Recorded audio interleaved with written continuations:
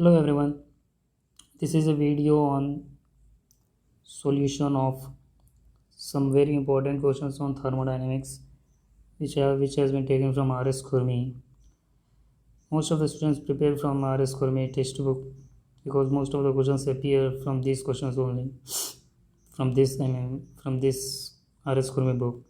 So let us see the solutions and the concepts behind each and every questions which I will be dealing with here. So let us start.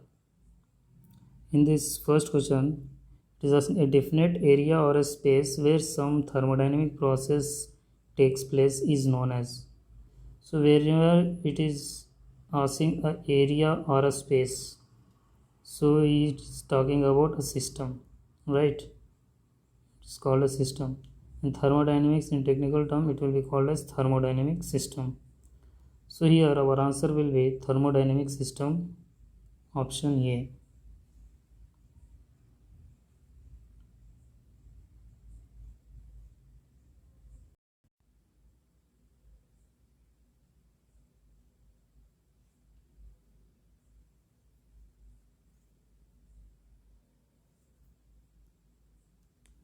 So let's see question number 2. A closed system is one in which heat and work cross the boundary of the system, but the mass of the working substance does not crosses the boundary of the system. Is it true or false? Yes, it does. As we all know that mass does not crosses in the closed system, but heat and work does crosses. These both are boundary phenomena, and it does crosses in a closed system. So from here we can say that this statement is true. So answer will be yes. So let's see question number 3. An open system is one in which heat and work cross the boundary of the system, but mass of the working substance does not crosses the boundary of the system. No. C. In third answer will be option number C. See, these questions are very easy, so I'm not reading every options. Okay, I'm just explaining what is needed and the concept behind that. Okay, so option C will be the right answer because in open system both heat and work as well as mass, heat and work as well as mass, these three crosses the system. So from here our answer will be C. So what are the two other types of system? We also know there is a closed system, as we know that only heat and work will be crossed, but mass it does not cross in closed system.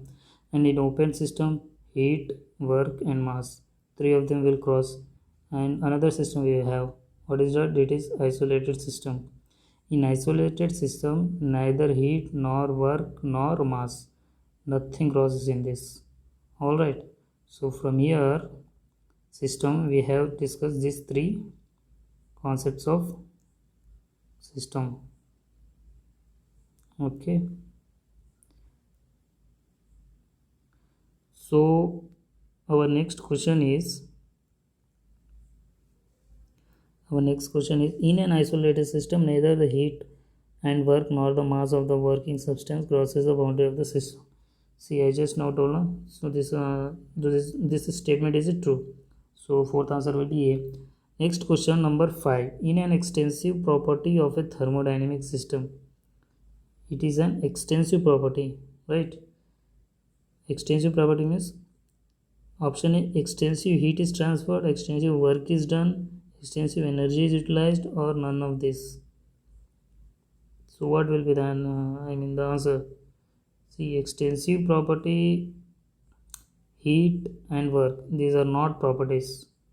All right, these are cannot be defined because heat and work depends on path and not on point. Therefore, it can't be a property and can't be defined. If it can't be defined, then it can't be in neither extensive nor intensive property. So, energy, heat, and work, these all are extensive. These all are not properties. So, our answer here will be D. None of this. Question number 6.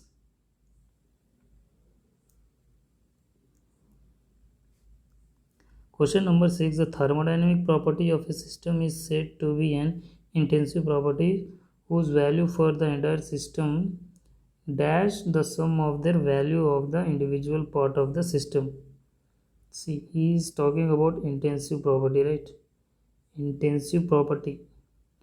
An intensive property, the value does not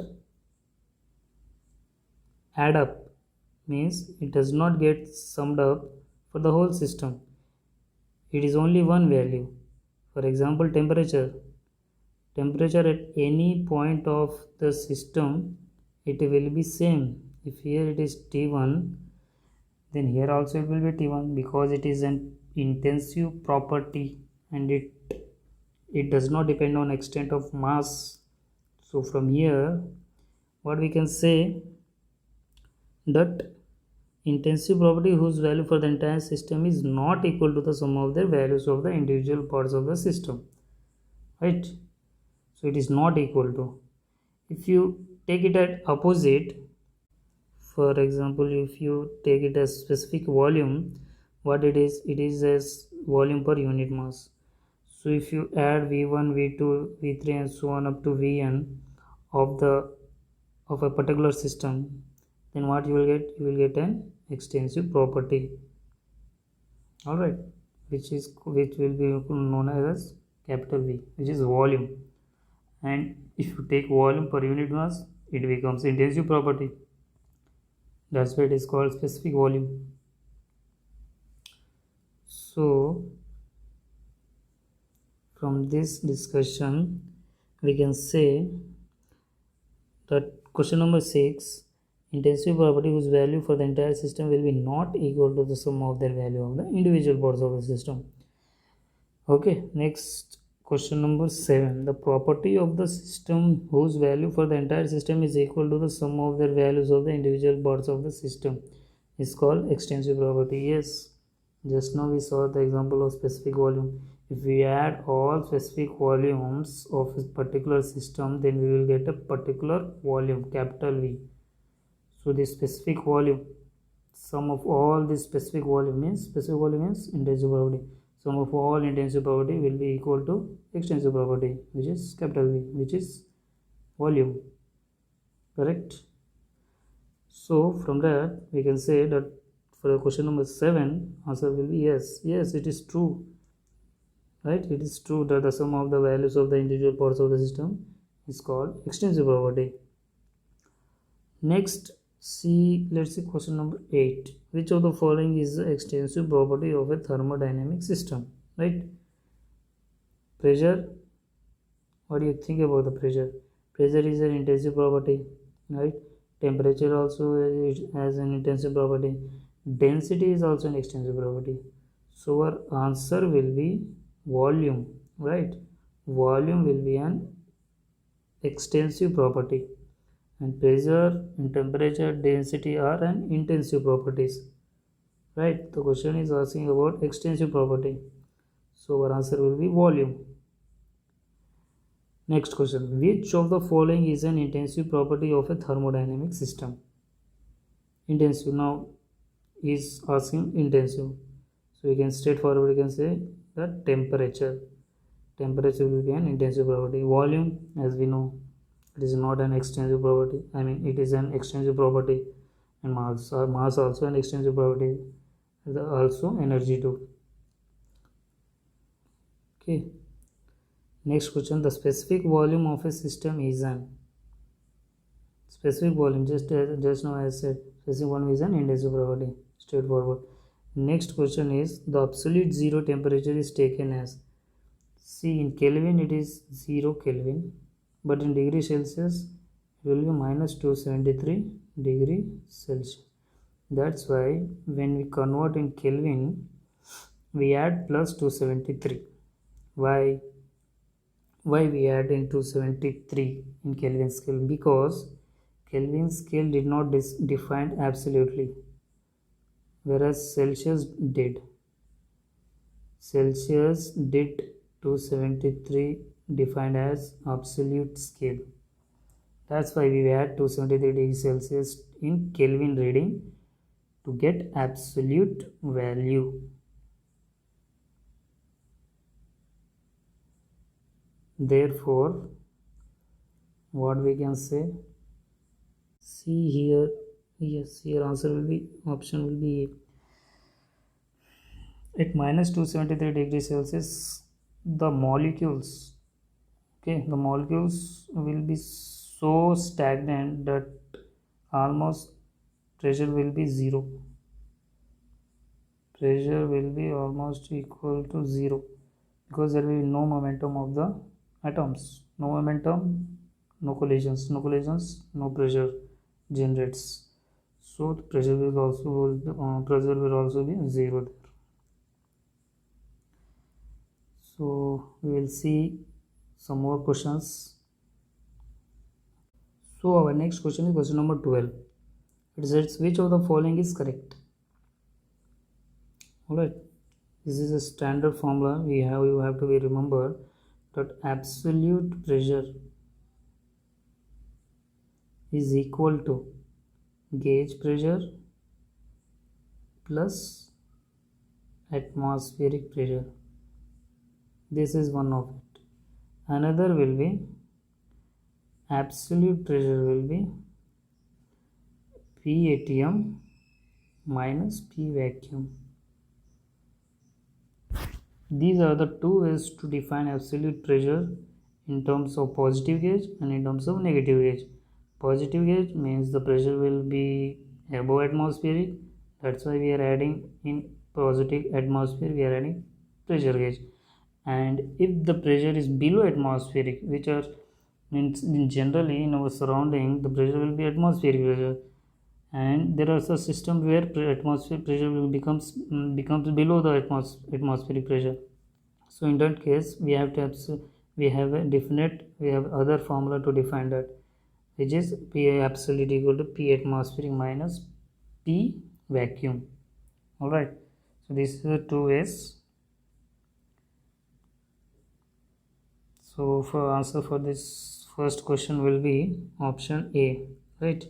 Option A, absolute pressure equal to gauge pressure plus atmospheric pressure. Next question. The standard value of atmospheric pressure taken at sea level is.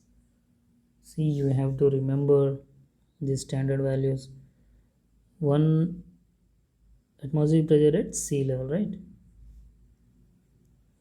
At sea level, in bar it is 1.01325 bar, alright, and in mm of Hg it is 760 mm of Hg, alright, and in Pascal it is 10 to the power of 5 Pascal.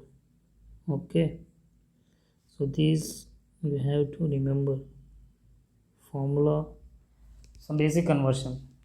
Some questions will be asked where you have to convert pressure bar to mm of Hg and vice versa. So you have to remember these values of atmospheric pressure. So answer to the question number 13 will be all of this. Okay. Question number 14. The value of 1 bar in SI units is equal to, see, in SI units it is 10 to the power of 5 Newton per meter square. Clearly, if you remember, you will get the straightforward answer to this question. That is 10 to the power of 5 Newton per meter square. Next question. The value of 1 mm of Hg is equal to. See, if you remember this, you will get the answer to the question number 15. What? How? Let's see. You know that 760 mm of Hg is equal to how much? 1 Newton. 10 to the power of 5 Pascal, right? So from here 1 mm of Hg, how much it will become? 10 to the power of 5 upon 760 mm of Hg, 760 mm of Pascal. So if you do this math, 760 10 to the power of 5 upon 760, you will get in Pascal, and the approx value will be 133.3 Pascal. Okay, so this will be the value.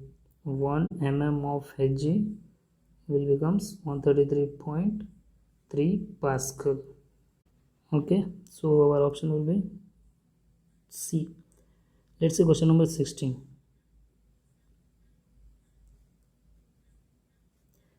The reading of the pressure gauge fitted on a vessel. There is a vessel. Alright, here is a vessel and here is a pressure gauge. It is showing 25 bar. Okay, the atmospheric pressure is 1.03 something. P ATM is given as 1.03 bar. Okay, and the value of G is 9.81 meter per second square. Value of G, acceleration due to gravity, will be 9.81 meter per second square. So the absolute pressure in the vessel is, okay, see, if you remember, just I have told this formula, P absolute equal to gauge pressure plus atmosphere pressure. This one, this formula, this will be useful now for solving this question. How? Let's see.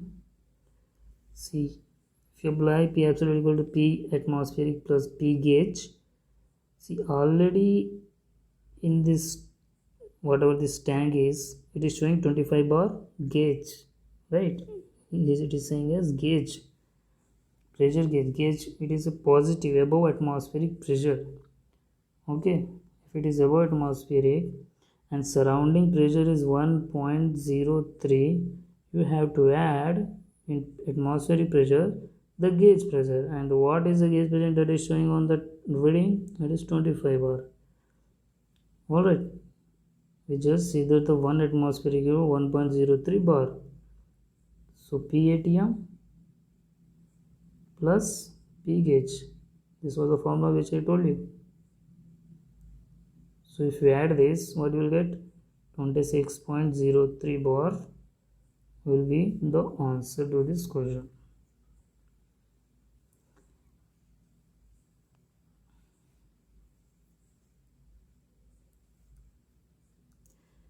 So answer will be C. Let's see next question. The condition of temperature and pressure at 0 degrees Celsius. See, in Celsius it is, to be accurate, it will be 0.01 degrees Celsius. Okay, termed as dash temperature and pressure. Okay, so this is called STP condition. STP means standard temperature pressure. Oh, so what is the standard temperature? Standard temperature is 0 degrees Celsius and pressure is 1 bar. And there is also a term called as NTP, where N stands for normal, and T stands for temperature, P stands for pressure. So what is the normal temperature and pressure? Normal temperature is 20 degrees Celsius and normal pressure is same, 1 bar. So remember this 1 and 2, this both be helpful.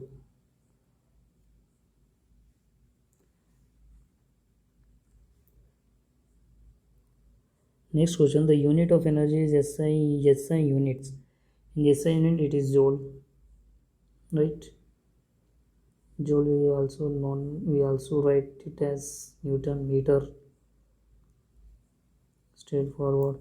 Most of the questions will be asked from RS Gurmi only. That's why I am just solving and making you go through each and every question in quick way, so that your concepts will be revised. And the unit of power in SI units in kilowatt.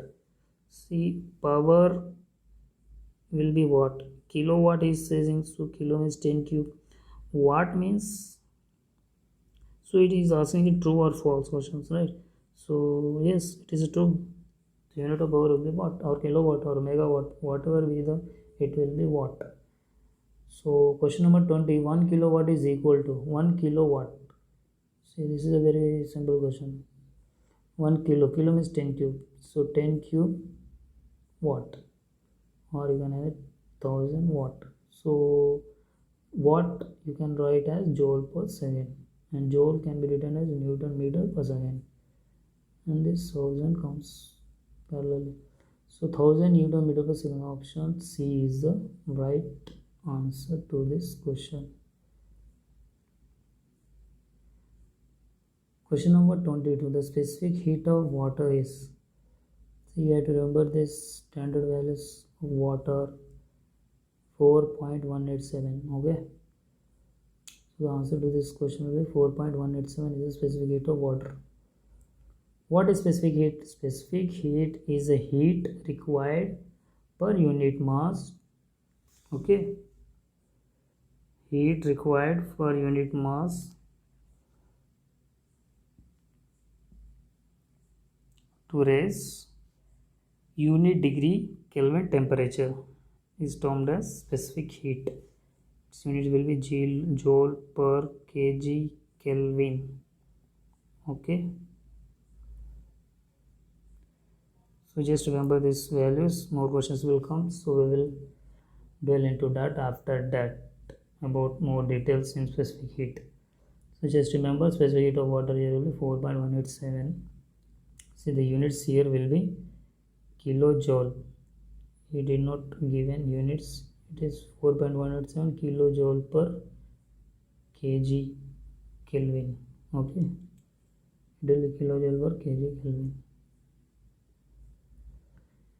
Next question will be the numerical value of the thermal capacity and water equivalent. Numerical value of the thermal capacity and water equivalent of the substance are the same. Yes. Thermal capacity has other name in chemistry which is called as water equivalent. So both terms are defining the same thing, which is thermal capacity. And what is thermal capacity? It is a capital C, mass multiplied by specific heat. This is kg, this is joule per kg Kelvin.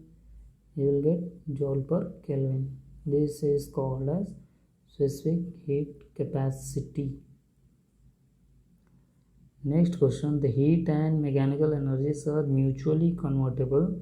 This statement was established by, as we know, it was established by Joule. Alright. This is a straightforward question. Joule conducted that experiment of proving that heat and mechanical energies are mutually convertible. So just Google on the YouTube, you will get a video regarding this, how Joule proved that the heat and mechanical energies are mutually convertible. So for these exams, you just need to remember this. Don't go much deeper. Alright. Let's see next question. Which of the following statements is correct? This will be the last question of this video. We will see some next questions in the other video. Okay. So let's see question number 25. Which of the following statement is correct? The heat and work and boundary condition. Yes, it is correct. Heat and work represent the energy crossing the boundary system. Yes, heat and work are defined only at boundary region. Okay, at boundary only heat and work are defined. Both are boundary phenomena? Okay, heat and work are path functions. Yes, heat and work are path functions. So A, B, C, all are true. So all of the above. Answer of the 25 question will be option number D. So please let me know about how you felt the explanation of these videos. Alright, I'll be coming more with other questions also of this same book of if you want. Okay, so this series will be continued. So just I need your feedback so that I can improve and deliver the correct content as you want. Okay, so till now, take care. We will see next question in another video.